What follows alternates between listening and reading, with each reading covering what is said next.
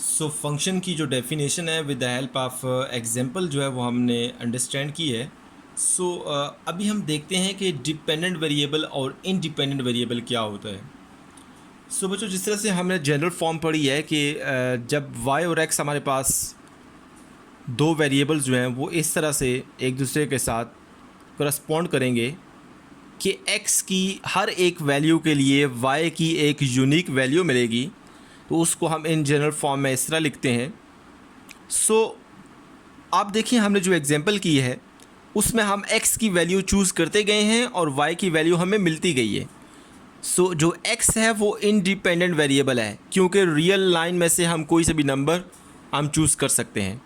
सो जो y है वो x की वैल्यू पे डिपेंड कर रहा है, मतलब x की कोई वैल्यू देंगे तो y की कोई वैल्यू मिलेगी। सो बच्चों, इस तरह से हम जो x वेरिएबल है उसको कहेंगे इंडिपेंडेंट वेरिएबल।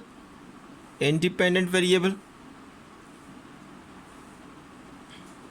सिमिलरली x की कोई वैल्यू देंगे तो y की वैल्यू मिलेगी। सो y जो है वो x पे डिपेंड कर रहा है, सो y को हम कहेंगे dependent variable. Dependent variable. So बच्चों, यहाँ पे इसकी एग्जांपल जो है हम देख लेते हैं। एक एग्जांपल मैं आपके सामने सॉल्व करता हूँ और मैं आपको बताऊँगा कि x किस तरह से इंडिपेंडेंट वेरिएबल है और y किस तरह से डिपेंडेंट वेरिएबल है। सो हमारे पास सपोज़ करता हूँ कि एक फंक्शन है and that function is y is equal to 2x minus 6। ये हमारे पास कोई फंक्शन है। सो यहाँ पे मैं टेबल बना लेता हूँ, क्योंकि टेबल की मदद से हम चीज़ों को ज़्यादा आसानी तरह से अंडरस्टैंड करते हैं।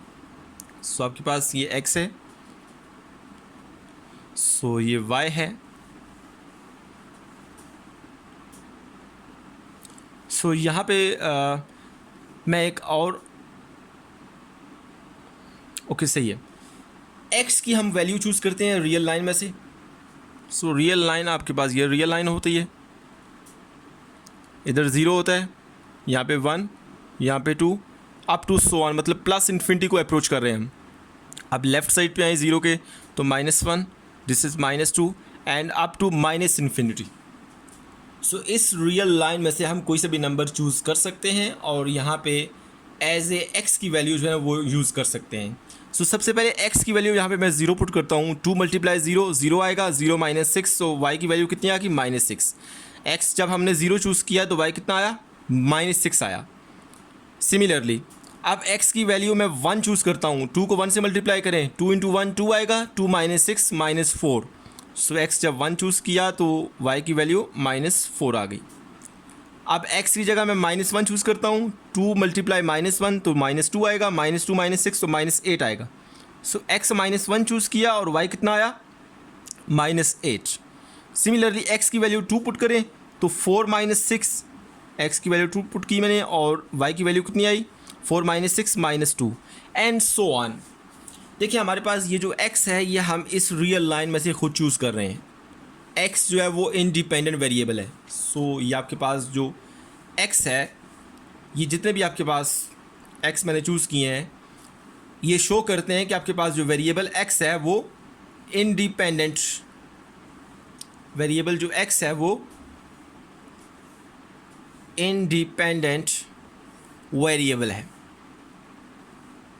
सिमिलरली आपके पास ये जो y की वैल्यू आ रही हैं, कि x की वैल्यू हम यहाँ पे पुट करेंगे तो y की वैल्यू आएगी ना, तो आपके पास ये जो y है बेसिकली ये डिपेंड कर रहा है x पर।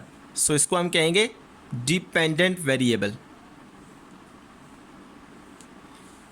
सो बच्चों, ये था डिपेंडेंट और इंडिपेंडेंट वेरिएबल के बारे में।